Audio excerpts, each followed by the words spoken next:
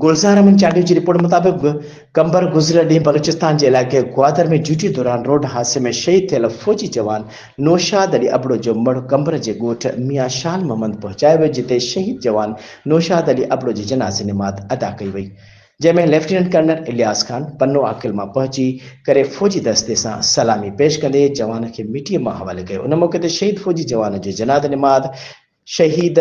जे दोस्तन मित्रन माइटन समेत सियासी समाजी अगुवाणन वॾे अंग में शिरकत कई। शहीद फ़ौजी जे जवान जे भाउ अरशद अली अबड़ो ॿुधाए त मुंहिंजो भाउ पाक आर्मी में भर्ती थियल हो, जेको ग्वादर में ड्यूटी दौरान गाॾीअ सां हादसो पेश आयो आहे, जंहिं सबबु हू गुज़िरियल ॾींहुं शहीद थी वियो हो। असांखे पंहिंजे भाउ जी शहादत ते फ़ख़ुरु आहे, जंहिं पंहिंजे मुल्क ऐं अवाम जी बका लाइ जान जो नज़रानो पेश करे छॾियो आहे।